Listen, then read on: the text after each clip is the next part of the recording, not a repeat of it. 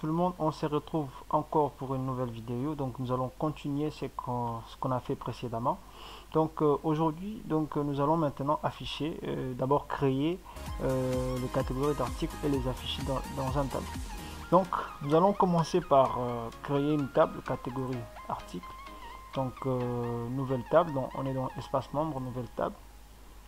Donc ça sera ID, auto increment, c'est bon. Ensuite le nom, name, ça sera des types varchar. Ensuite 255 et ensuite creative at, donc créez-le, ça sera des types datetime, voilà, datetime. Ensuite app petite app, voilà, app petite app, toujours de type datetime. Ensuite il faut rajouter une colonne, donc la colonne on va l'appeler ID user parce que nous voulons que chaque utilisateur ait ses catégories d'articles et ses articles, donc il faut spécifier l'ID de l'utilisateur. Donc on va mettre ID user, donc ça sera des types, normalement on va vérifier dans la table user les types parce que ça doit avoir le même paramètre. Donc user, donc ID c'est begin 255 pour la taille, voilà, donc ici ça sera begin puis la taille 255, voilà, on va enregistrer. Les noms de la table 4 articles par exemple, voilà, donc on va enregistrer, c'est bon. Donc voilà, on a notre table qui a été créée, on a les noms varchar, creative at, datetime, appetite at, datetime, et puis il faut dire que ceci, il faut dire à notre table que ces champs est une clé étrangère. Donc on va venir ici dans vue relationnelle, on va mettre les restrictions, donc on delete, ça sera en cascade, et puis donc les contraintes, donc ça sont des contraintes plutôt, voilà. Et puis la colonne c'est ID user, on va dire que cette colonne ID user de la table 4 articles est une clé étrangère, donc il utilise la base de données espace membre et puis la table 4 articles, il va automatiquement sélectionner l'ID de l'utilisateur. Donc non, la table c'est user, pardon, voilà. Il va automatiquement sélectionner l'ID de l'utilisateur. Donc on va enregistrer, c'est bon. Donc notre clé étrangère a été créée, donc on peut supprimer la clé étrangère, on peut rajouter d'autres clés étrangères, donc on peut faire beaucoup de choses. Donc on va voir la structure, donc vous voyez on a il est user, est un begin, donc c'est une clé étrangère. Donc, maintenant nous allons un peu modéliser tout ce qu'il y a ici. Donc nous allons ajouter des champs, voilà. Donc qu'est-ce que moi je veux faire? Je vais faire exprès, je vais supprimer, hein. Après je vais faire exprès, donc je vais voir combien d'utilisateurs on a ici. On a, voilà, 2 utilisateurs. Donc je vais faire exprès, je vais insérer un utilisateur pour l'afficher dans le tableau, voilà. Donc on va insérer, on va faire exprès, par exemple on va créer une catégorie, je sais pas, boisson par exemple, datetime c'est aujourd'hui, et ici c'est aujourd'hui, et puis l'ID de l'utilisateur, donc c'est l'utilisateur 1. Donc on exécute. On va supprimer cette catégorie après, donc ça c'est juste pour vous montrer, donc on va juste faire un petit test. Voilà, donc on a une catégorie qu'on a créée manuellement, mais on va supprimer ça. Donc je vais juste vous montrer pour que vous compreniez bien. Donc ici dans la table 4 articles, donc on va essayer d'afficher maintenant les catégories d'articles de cet utilisateur. Voilà, donc là maintenant on va créer un tbody,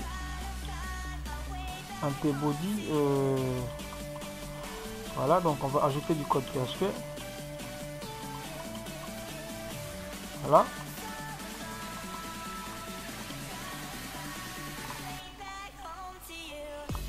Donc affichage, de catégorie d'article. Voilà. Donc, on va créer une requête. Bon, je vais l'appeler view par exemple. Donc, ça sera donc BDD parce que on doit utiliser cette variable BDD. Prepare. Donc, on va faire un select all from la table, c'est 4 articles. Donc, 4 articles, c'est la table. Oui.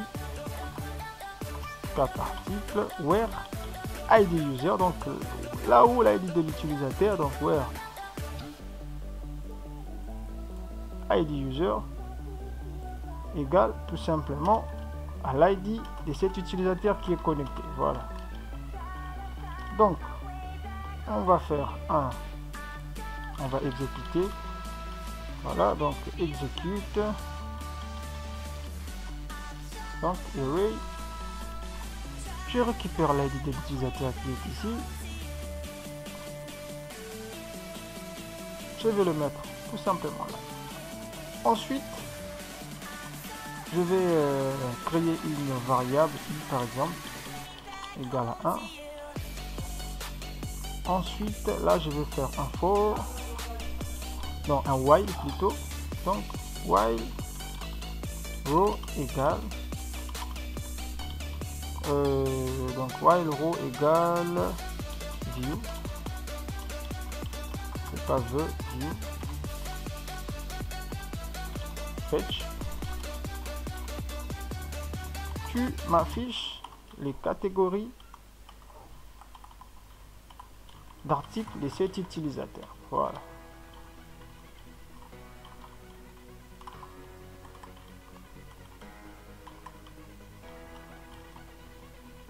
Pardon.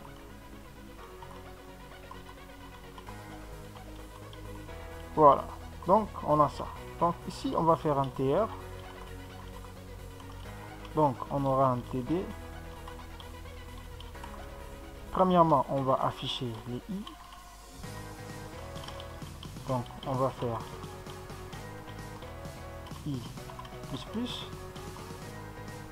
Ensuite, il faut afficher le nom. Donc, ça sera $row. Le nom du champ, c'est name.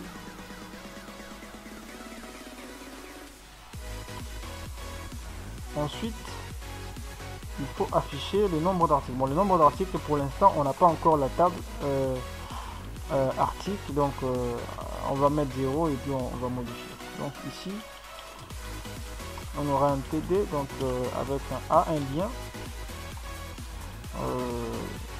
qui va nous afficher par exemple l'article. Par exemple, voilà. Donc on va essayer d'enregistrer et on aura un tableau ici. Voilà. Vous voyez, mais sauf que là, il ne m'a pas affiché le nom. Je sais pas pourquoi.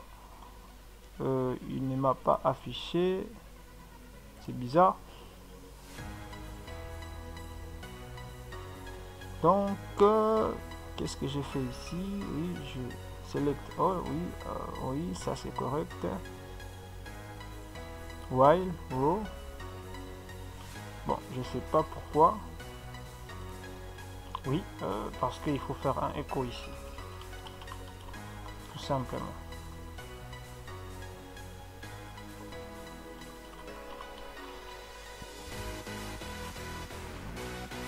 Voilà, donc vous voyez, donc on a boisson, on a la catégorie d'article pour cet utilisateur. Donc, moi, je veux faire les choses dynamiques. Bon, voilà, parce que nous allons ajouter un autre champ ici, par exemple rechercher pour rechercher les articles. Donc je ne vais pas afficher tout de suite mes articles ici, donc je vais l'afficher à travers une fonction JavaScript. Moi j'aime bien travailler en collaboration avec JavaScript, donc moi je ne vais pas faire tout ça.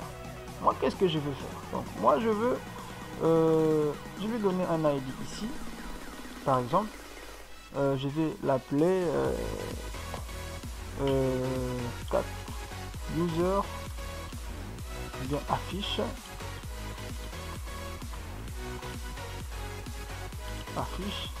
user 4 article. Voilà. Donc je vais créer une fonction ici. Donc ça sera public. Non, désolé. Function. Je vais l'appeler par exemple affiche 4 article. Donc cette fonction aura rien comme argument. Voilà.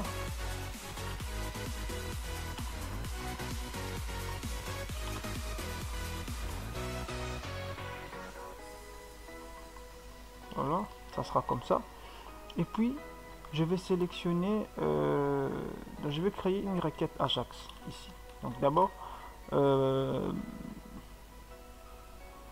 vais récupérer, d'abord, premièrement, je vais récupérer l'ID de l'utilisateur. Donc je vais faire get ID. Donc je vais faire du PHP echo get ID. Je récupère l'ID de l'utilisateur. Ensuite je vais créer une requête Ajax.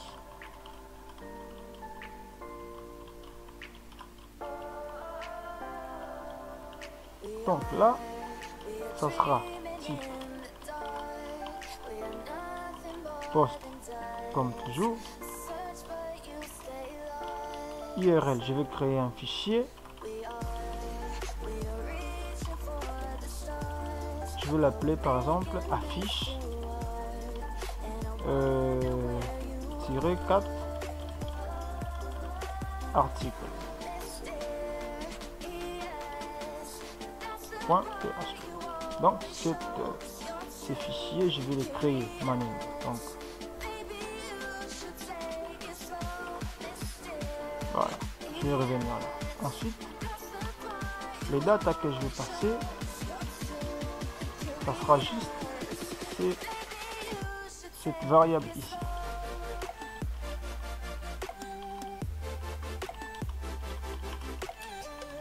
Ensuite, success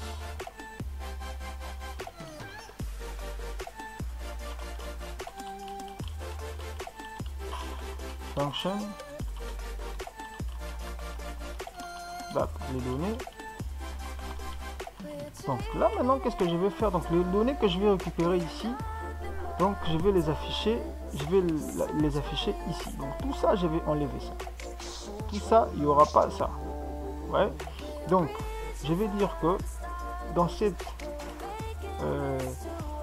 donc avant de faire ça, je vais d'abord enlever, je vais d'abord créer, je vais faire PHP.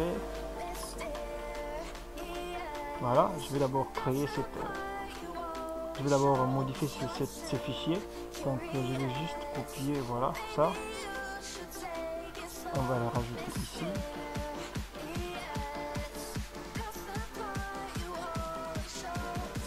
On va aller au ordinateur copier. Voilà. Donc je récupère d'abord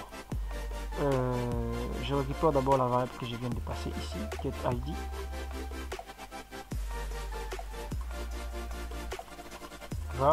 Non, c'est pas du JavaScript, désolé. Donc HTML, special char, post,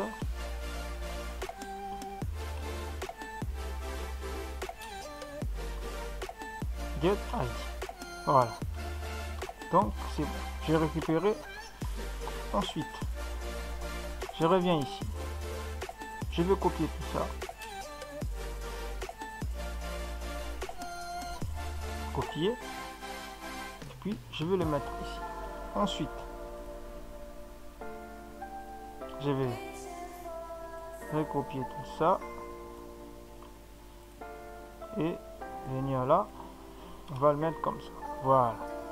Donc et enfin fermer le PHP. Voilà, ça sera comme ça. Vous voyez, donc ça c'est une page que je vais récupérer via Ajax et puis je vais le mettre ici automatiquement lors du chargement de la page.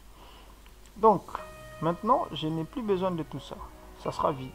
Voilà, ça sera vide. Et puis je vais récupérer cet élément ici, affiche user 4 articles. Donc lorsque qu'on exécutera cette fonction, il va juste me récupérer les data et puis me les afficher. Voilà, donc data.html,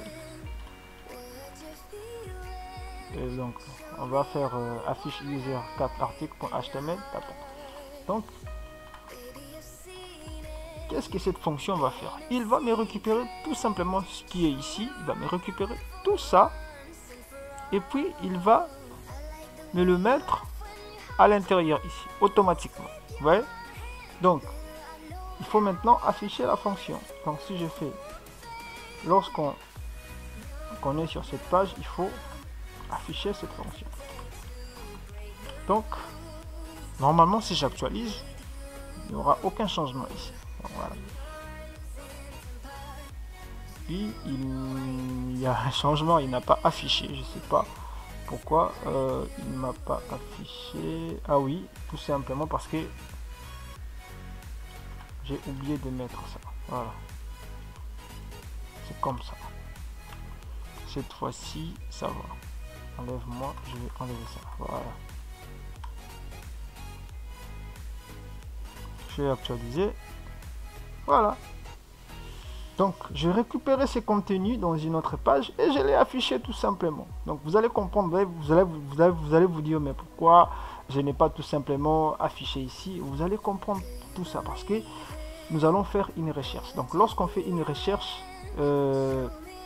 lorsqu'on fera une recherche, par exemple s'il y a plusieurs articles, lorsqu'on effectuera des recherches, il faudra modifier ces contenus ici. Donc vous allez comprendre l'importance de cette fonction. Vous allez comprendre pourquoi je préférais récupérer l'affichage dans une autre page. Donc voilà, donc là on a une catégorie, donc c'est bon. Je vais supprimer, je vais juste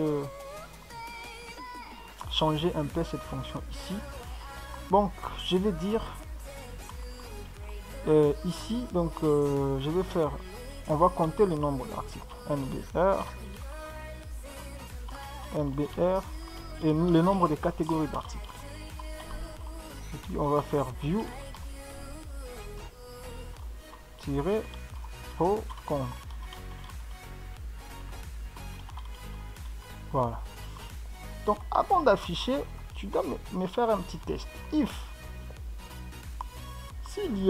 si cet utilisateur a des catégories d'articles, donc si user catégorie supérieure à 0, donc tu vas me les afficher. Ok, ça je vais juste le faire entrer un petit peu et puis ça, voilà, donc ça c'est pour le while et puis je vais fermer pour les if. Donc si il est supérieur à 0, tu vas me les afficher, sinon ne me les affiche pas, affiche-moi un message d'erreur.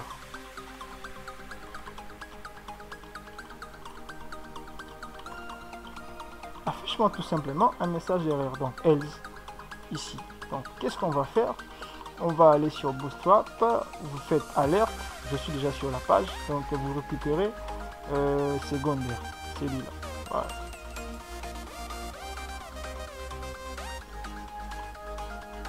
Donc là, il va juste me mettre un message pour me dire aucune catégorie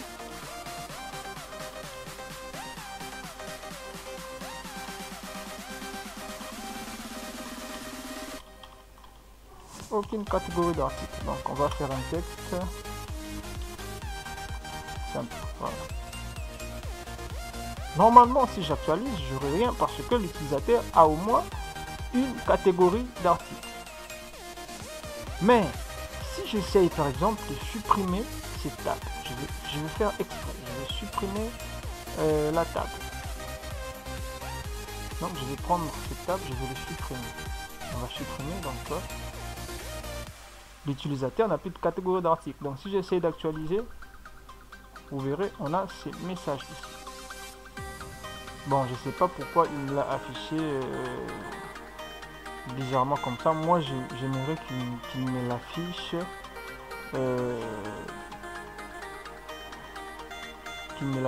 vraiment en entier, quoi. Je sais pas pourquoi il me l'affiche comme ça. Là, je sais pas pourquoi il m'affiche ça. Bon, ce n'est pas grave. Donc, qu'est-ce que nous allons faire? Bon, je vais vous apprendre. On va ajouter une bibliothèque.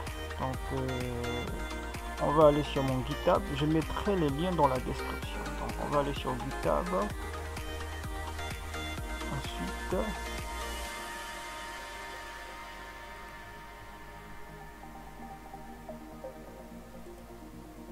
voilà. Donc, nous allons télécharger. Donc, on va voir toutes mes repositories. On va chercher un repository que j'ai récemment mis. Ça s'appelle Datatable. Voilà. Donc on va aller rapidement. Donc j'ai voulu qu'on puisse faire la recherche manuellement, mais je viens de réfléchir. Je pense qu'on peut gérer la recherche automatiquement avec le Datatable. Vous verrez que c'est très beau. Voilà. Donc nous allons télécharger Datatable. Voilà, on va le télécharger.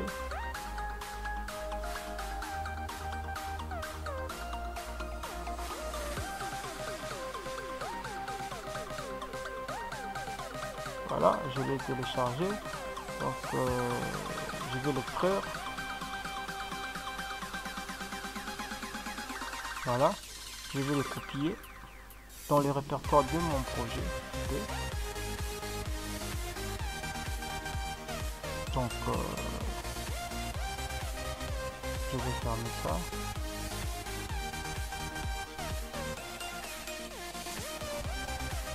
Ensuite simple,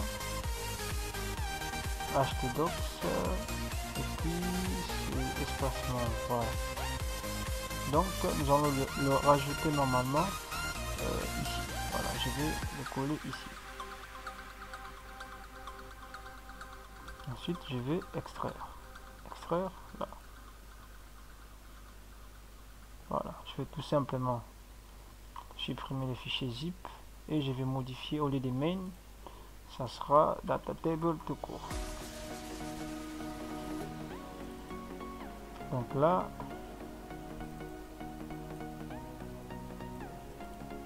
je vais juste le mettre ici.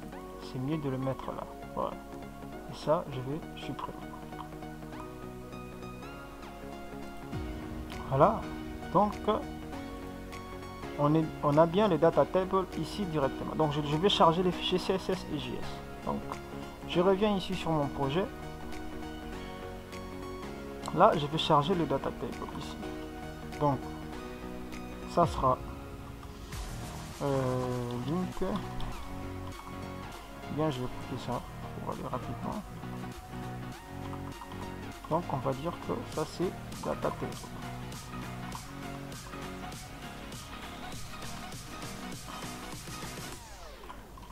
Data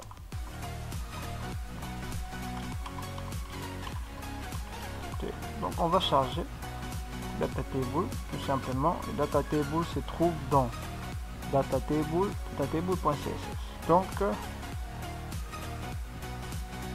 ici ça sera data, c'est pas Datatable ici, c'est data. Voilà.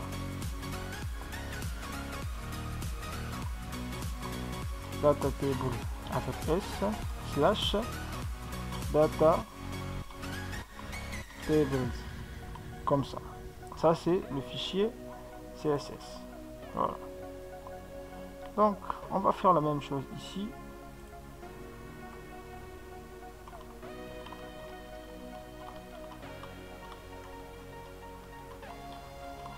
On va dire data tables. Voilà, je copie ça. Donc là on est bien data table, on va charger ce fichier ici, JS. Donc, slash data table.js. Donc, on va essayer d'actualiser pour voir si tout est bien chargé. Normalement, c'est bon. Ne prêtez pas attention à ça. Ça, c'est un problème de Google Chrome, quoi. Voilà. Voilà, je vais fermer ça. Mes data tables ont bien chargé. Maintenant, je dois dire, spécifier cette table. Je vais dire à mon code. Je vais dire à mon code. Donc, je vais désigner. Donc, je vais indiquer.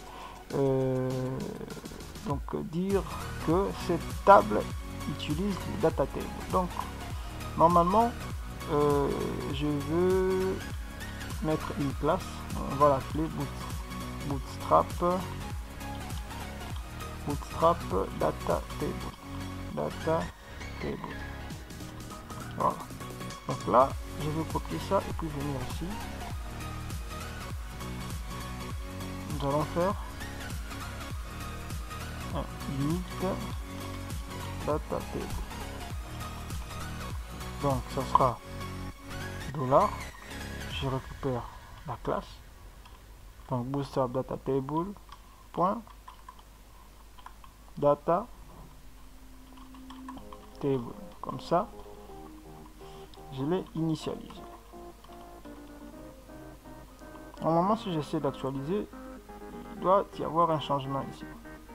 Voilà, vous voyez, il y a un changement. Donc ici, je peux par exemple effectuer une recherche automatiquement. Vous voyez, donc ça c'est beau à voir. Mais moi, je vais le changer. Vous voyez ici, donc je n'ai plus besoin de faire cette vérification. Ça, je vais enlever ça. Donc je n'ai plus besoin de ça. On va enlever tout ça. On n'a plus besoin de faire ça, parce que s'il n'y a aucune donnée, il va tout simplement nous dire qu'il n'y a aucune donnée, tout simplement. Voilà. Donc là, je n'ai plus besoin de faire beaucoup de vérifications. Surtout, ça va aider avec la recherche. Ouais. Donc si j'essaie d'actualiser, donc il n'y a aucune donnée. Bon, voilà.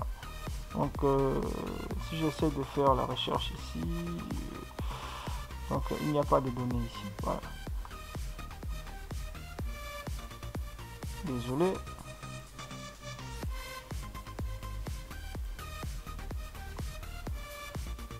Donc il devrait m'afficher ici aucune donnée. Bon, c'est pas grave. Mais là il est en anglais. Donc on doit le traduire en français. Voilà. On va réduire. Je vais revenir là. Data table. Je vais juste ajouter des options ici. Donc il faut ajouter des options. Donc c'est presque comme Ajax. Voilà. Donc on va mettre length menu. Donc il y a des options à rajouter ici. Donc la taille du menu, length menu. Donc on va ajouter quelques options ici. Voilà, ça sera comme ça pour que vous compreniez bien.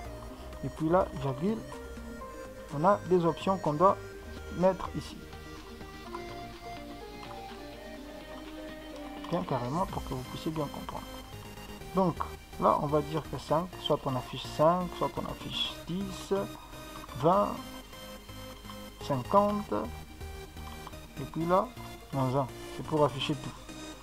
Et puis là, on va indiquer, donc pour afficher 5, ce sera 5, 10, ensuite 20, ensuite 50, et puis on aura un message ici pour dire les enregistrements, tout affiché. Voilà. Donc, ici, vous voyez, si j'essaie de faire ça, on a 100, tout ça. Donc, si j'essaie d'actualiser, vous verrez qu'il y aura un changement ici. Donc vous voyez, donc il y a 5, 10, 20, 50 et tout. Donc ça, je vais traduire ça. Je vais mettre ça en français. Show, entries, donc tout ça, on va le mettre en français. Donc virgule, on va mettre language.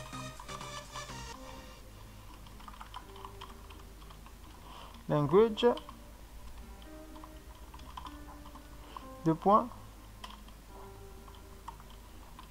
On va dire length many. On va traduire length many. On va le dire tout simplement length many. Tu vas rien mettre. Voilà. Tu mets rien. Tout simplement. Virgule, désolé. Ensuite, Z record. 0 record, pardon. 0 record. Tu vas me mettre, désolé, aucun enregistrement par exemple. Aucun enregistrement trouvé. Ensuite, empty table. Donc, empty table, table vide. Empty table. On mettra aucune donnée disponible. Par exemple. Ensuite, info.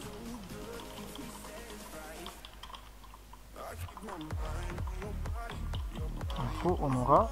Donc, info, c'est celui-là, show, entries, tout ça. Donc, show, voilà. Donc, nous, on va le faire comme ça. Donc, on va le faire, par exemple, affichage, affichage de la page. Donc, avec le data table, c'est tirer page. Ouais, comme ça. Donc on va dire ça, c'est l'affichage de cette option ici que vous êtes en train de voir, ça. Donc page et puis sur pages, donc plusieurs pages. Donc tout simplement ça, mais nous allons ajouter un S. Donc si on essaie d'actualiser, vous verrez que ça va changer ici. Donc on essaie d'actualiser. Il y a une erreur, je sais pas. Qu'est-ce qu'il me dit? On va voir. Syntax error, string. Ah, c'est 0 record. 0 record, 0 record. Qu'est-ce que j'ai mal écrit ici? 0 record. Ah, d'accord. D'accord. C'est comme ça. Faut mettre juste et enlever ça. Maintenant c'est bon.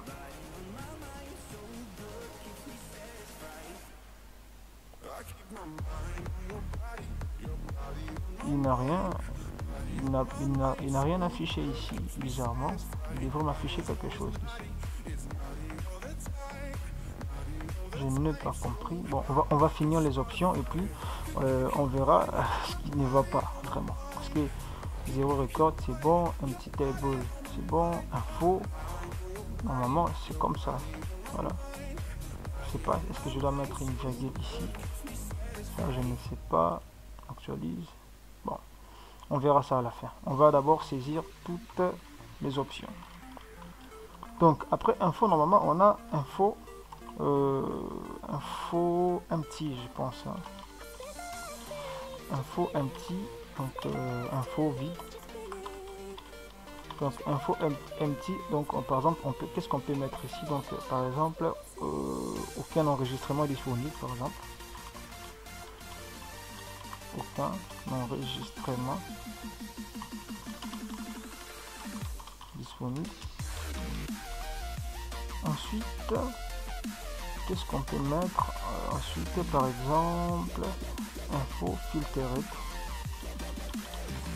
Info, il faut bien écrire ça parce que vous voyez, si c'est mal écrit, il y aura vraiment des problèmes, hein. Il y aura, ça ne marchera pas. Ça ne marchera pas. Info filtered. Donc info filtered. Normalement, on va rien mettre. Ensuite, qu'est-ce qu'on peut mettre, qu'est-ce qu'on peut changer ici par exemple. Oui, church. Donc church, on va le mettre par exemple à rechercher.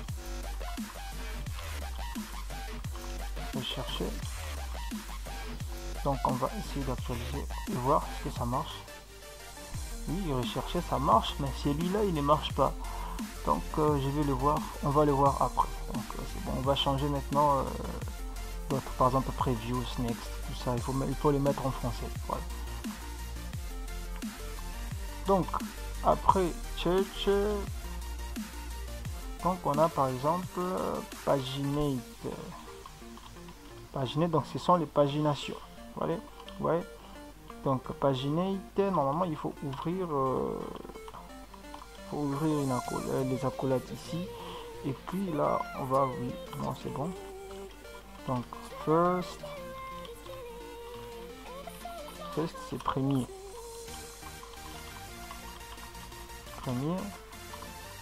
Et puis last, dernier.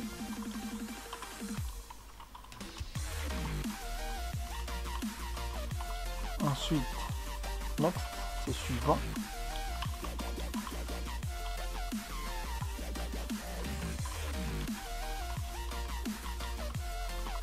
Ensuite, previous, c'est précédent. Pardon.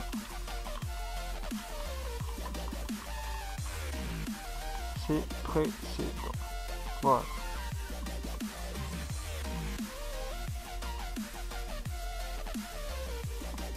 Voilà, ensuite il faut mettre un point virgule ici. Voilà.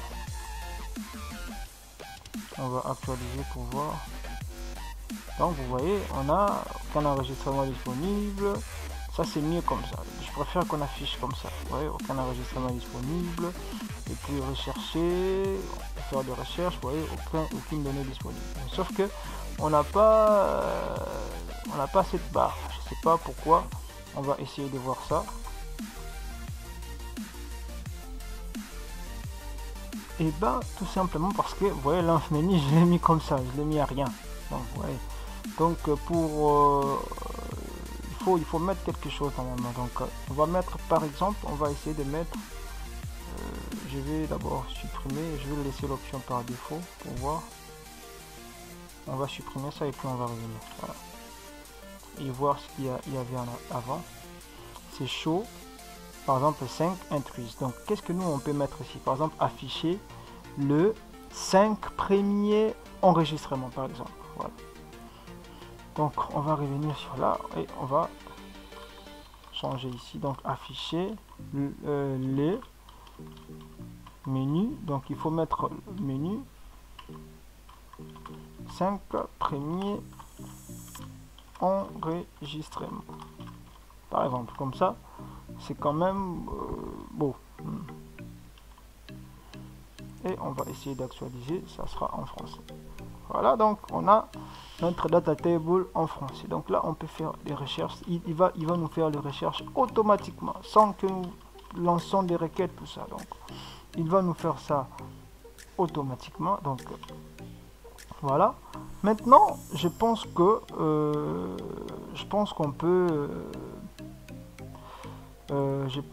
peut bon, on peut laisser ça, c'est pas grave, on va laisser ça comme ça. Donc on va laisser ça comme ça. On va laisser ça comme ça parce qu'on gère déjà la recherche grâce au data table. Donc je pense qu'on va s'arrêter là parce que la vidéo, j'avais prévu de faire une vidéo de 30 minutes maximum, mais là je vois qu'on a dépassé, on est déjà à 40 minutes.